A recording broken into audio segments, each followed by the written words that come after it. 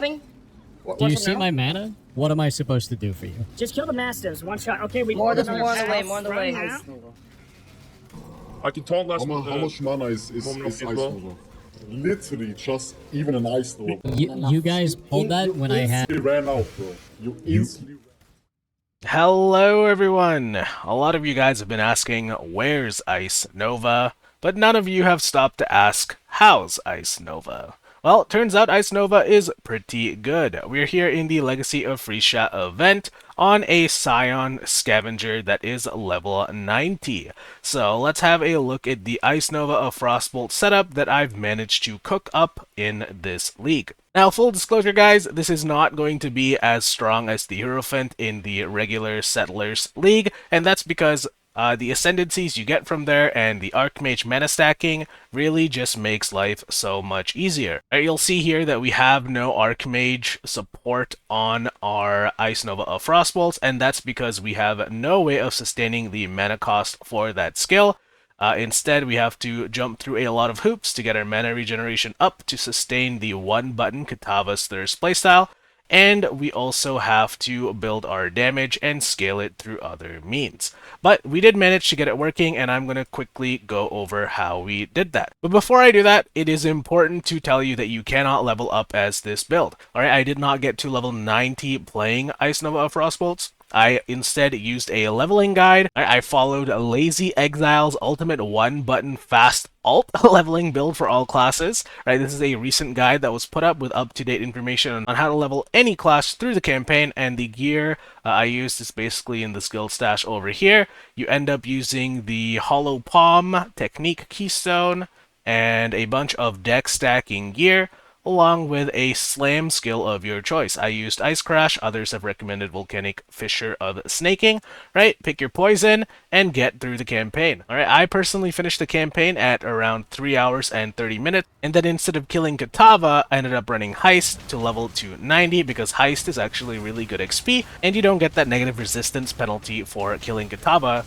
if you were to go into maps. So that's how I got to level 90. We'll do a quick slash played here. It says 15 hours. It took me around 9 hours to get to level 90, and then I spent the other 6 doing a bunch of testing and different setups with the Ice Nova of Frostbolts. So with that out of the way, let's get into the gear. We have Kitava's Thirst for our one-button Ice Nova of Frostbolts setup. The real difficult part of using this helmet here is your skills need to cost 100 mana, and that is really hard to do without Archmage. You'll see here that my Ice Nova costs exactly 103 mana, and in order to do that, we had to actually get increased mana cost of skill nodes on our tree, right? Whereas on the Hierophant, you'd go for reduced mana cost of skills, and then you'd stack Archmage. So that was a really interesting deviation for this version of the build. Alright, in the helmet, we have our greater multiple projectiles, returning projectiles, and our Frostbolt, right? So when we cast our Ice Nova, then you'll see Kitava's Thirst throwing the Frostbolts out. So that's how we're getting our one-button build. Also in the helmet is the Assassin's Mark Curse. We are using this for now. I don't really know if there's a better option, maybe Frostbite, right? I'll have to check the POB and decide later. Alright, and then how are we dealing damage with this build? Well, we're using the Void Battery Power Charge stacking setup. So the setup for this is very copy and paste. It's very tried and true. I did not create this, right? It's been around for several leagues now. Basically, you take Void Battery, which has spell damage per power charge, as well as +1 to maximum power charge, and then you combine it with Badge of the Brotherhood, right? This makes it so your maximum number of frenzy charges is equal to your maximum power charges, and then you combine it with Ralakesh Impatient, so you always have all of your charges active at all time. That's basically the setup. If I go here to my charge section on the character, you'll see here that I have 4 out of 4 endurance charges, 9 out of 9 frenzy charges, and 9 out of 9 power charges. And the other important part of the build is the Militant Faith Jewel that has been converted by High Templar Dominus. This basically makes it so that whatever is in this radius, the keystone is converted to Inner Conviction. And if you read Inner Conviction here, the first line is really important to us. It says more spell damage per power charge. Okay, so you're even getting more returns on your power charge. Now, the other cool thing about this Ascendency, the Scavenger in particular, is we have the Void Battery Ascendency node here, which has given us +1 to maximum power charges, as well as even more spell damage scaling per power charge, okay? So that is where we are getting all of our damage scaling. And because it is a power charge build, you're going to have a ton of crit chance. You can see here that with a very low investment, my crit chance is already at 44.6%, and the crit multiplier is 300%. All right, I haven't really invested much into min-maxing the damage. This is just kind of gear I tossed on to make this build work, and we are already sitting at a comfortable amount of damage.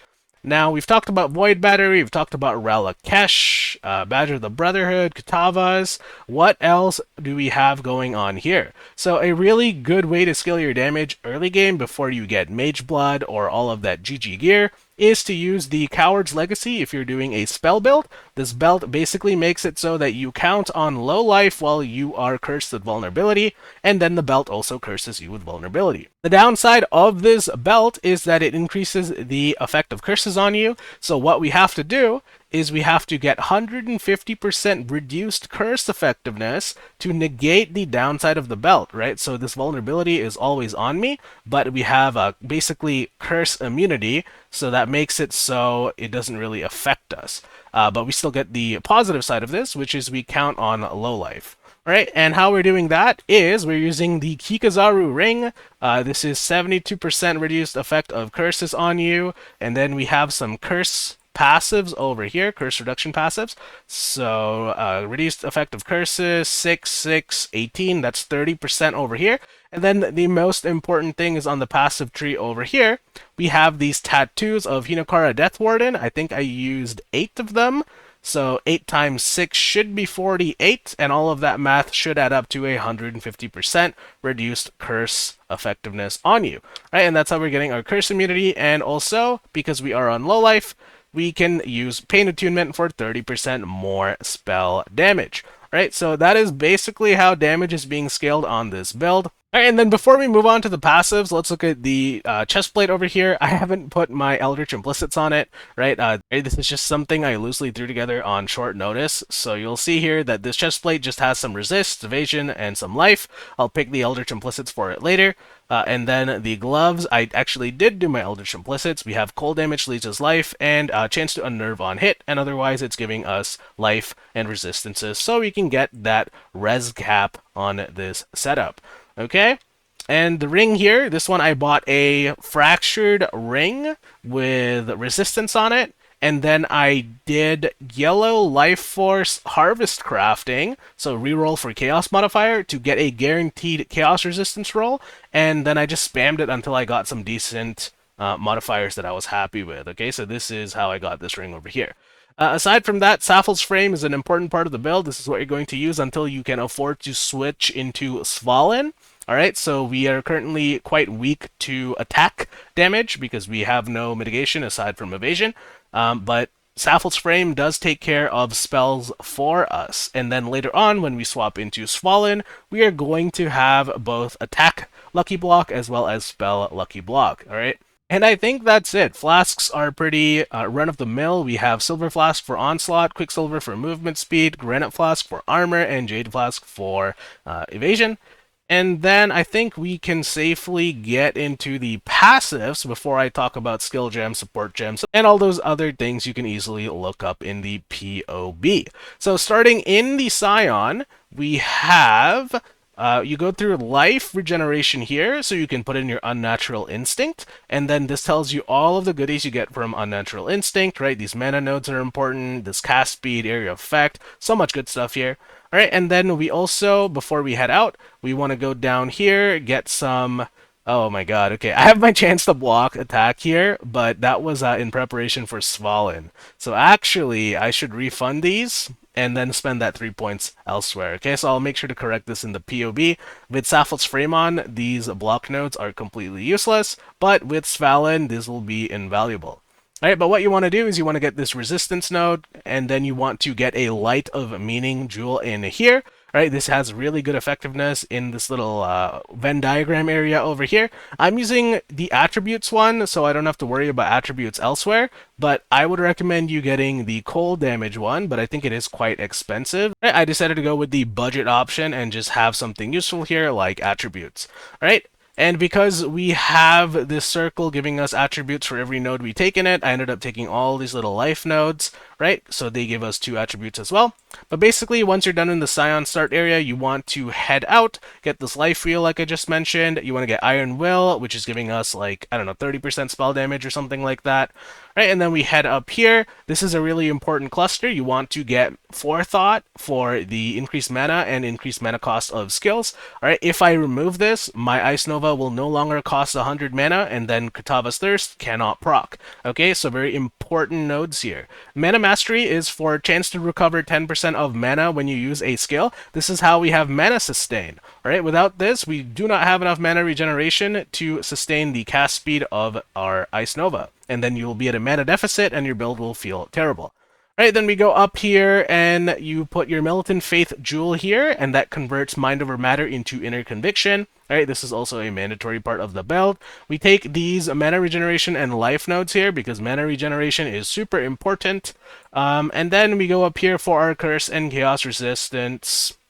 For that 30% reduced effect of curses, as well as a little bit of chaos resistance. I took Protection Mastery here for Corrupted Blood cannot be inflicted on you. We're going to replace that with a jewel that is corrupted later. Alright, all that is just throwing currency at the build to min-max it, but this works just fine for now. Then we head up over here. You're going to get these shield spell block nodes here. This is important for capping your spell block or getting very close to it. And then you're going to go here, you're going to get some spell critical strike chance and a multiplier. Make sure to get the critical mastery so you take 30% reduced extra damage from critical strikes. Right, this build is a little bit more squishy than the Hierophant version, so we're going to need all the defenses we can afford to take on the passive tree.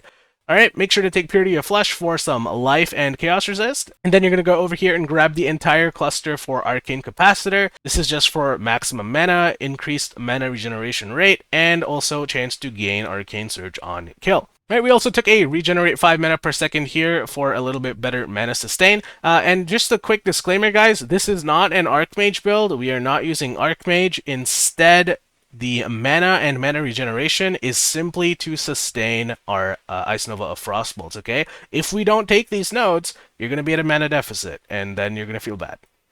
Alright, then we go down here, we're going to take all the charges, Endurance Charge, Overcharge, and then here's where I put my Watcher's Eye. So the Watcher's Eye here, the most important node you want to pay for is chance to recover 10% of mana when you use a skill while affected by Clarity. This is once again important for mana sustain.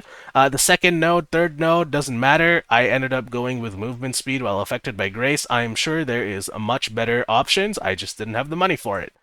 Right, and then we're going to go all the way up here, and you're going to take these intelligence nodes, head over to this area right here. You want to grab all of these per power charge nodes. So we have mana regeneration, critical strike chance, critical strike multiplier, Disciple of the Forbidden. Right, this one gives us damage per power charge. And then you want to take your charge mastery to get your shock immunity. Right, later on when you can get shock immunity, ailment immunity by other means, you want to switch this to increase damage per charge. Right, and then we have shield, spell block, and spell damage over here with Arcane Sanctuary. Alright, this is important for getting us to 70% spell block. Cruel Preparation for some life and elemental resist. Deep Thoughts for some increased mana regen. Right, here is +1 maximum power charge. Then you're going to go all the way around, and then you're going to grab your Light Eater for Energy Shield Leech, and then you're going to get Leech Mastery for 10% of Leech is instant. Right, remember, this is where we're putting all our tattoos for reduced curse effectiveness. Alright, and then we're going to go over here, take Prodigal Perfection for spell damage for a little bit of mana. I think it adds up to 40%. And then we're going to take Mystic Bulwark for 6% chance to block spell damage. But more importantly, increase mana regen per chance to block spell. Right, that means with 70% spell block, we are getting 70% increased mana regeneration from this node. That is really good efficiency. Alright, go down here, get Arcane Will, as well as all these little nodes. And this is just what I've spent my nodes on for now. I took this little mana and mana regeneration node here, as well as in this cluster I took an extra node here. Later on when you're min-maxing, there are jewel slots here you can take instead, right? I just haven't really decided what to do with this, but there are so many things you can do. If you don't know what to do with your points, take the mana and mana regen nodes, or take the life nodes here, here, and here, alright? And that's what you can use until you have enough money to switch into some nice jewels. Alright, and then wrapping it up, we are headed to Throat Seeker for a Critical Strike multiplier, and then we work all the way down here to get Pain Attunement, as well as some cast speed and spell Critical Strike chance and spell Critical Strike multiplier. Alright, and that's the build at level 90. It's actually pretty clean. At level 98, 100, you know, with a Mage Blood, you can do some pretty amazing things. What I would recommend for you when you make the switch is you remove Coward's Legacy, you take out Pain Attunement, you probably want to get rid of Kikazaru, and then you want to have 2 rings with the Synthesis mods for +1 power charge, or some other type of power charge stacking ring, alright? And then for the chest plate, you want to have some really good Eldritch Implicits.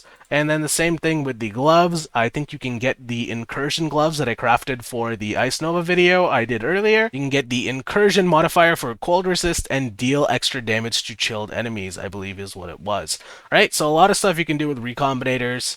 Everything else though, these 1, 2, 3, 4 items will be locked in. You do not have a choice in using anything else here.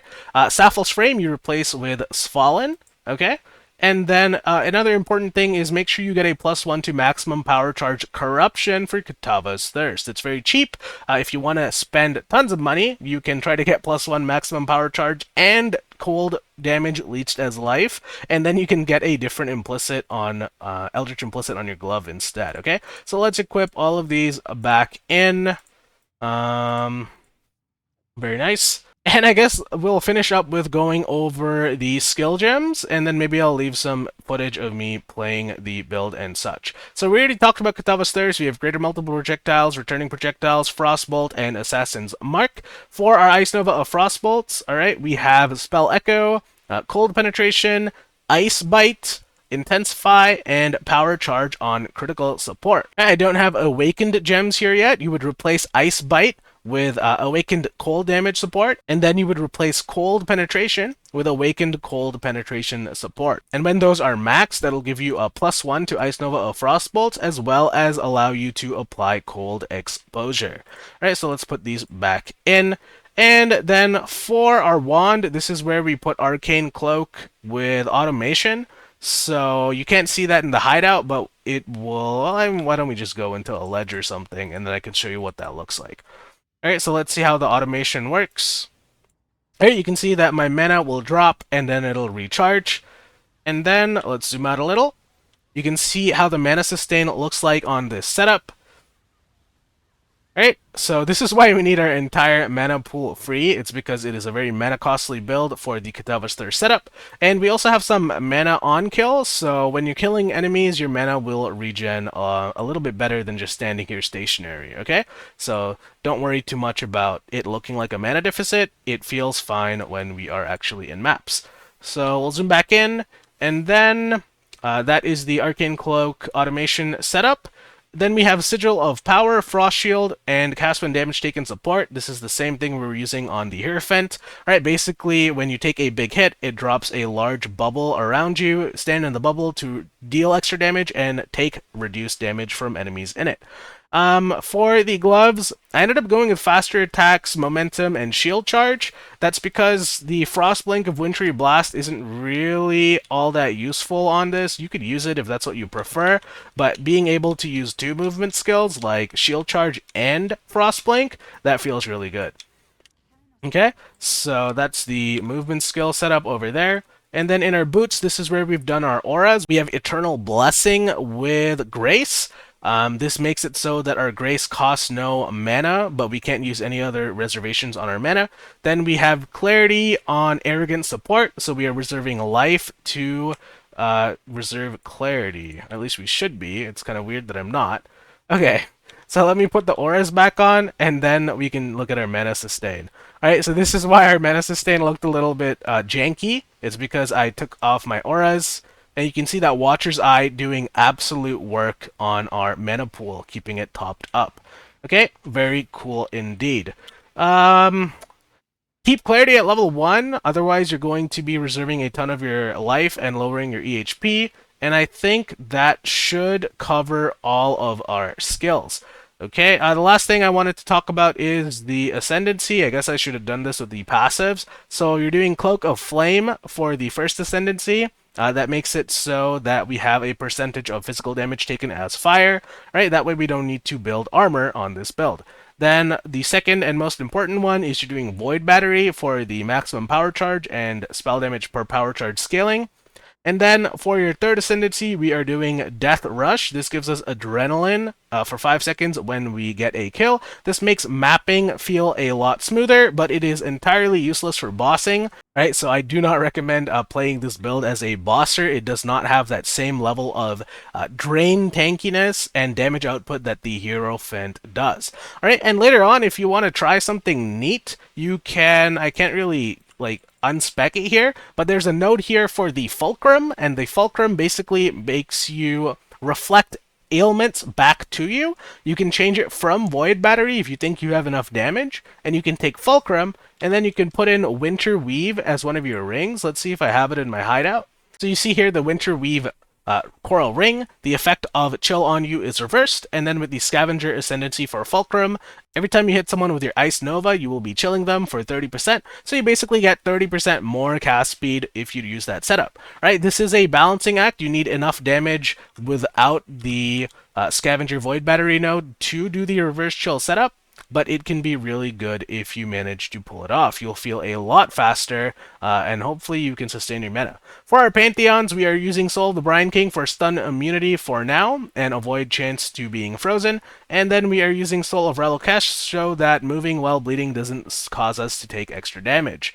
I will probably change that when I change my flask to Corrupted Blood immunity and Bleed immunity, right? Maybe I will use Soul of Abarath. I don't even have that upgraded on this character, interestingly enough. If you ever want to do the reverse chill method, make sure you do not upgrade the third line for Soul of the Brine King. That will break your build when you use this Pantheon, so don't do that.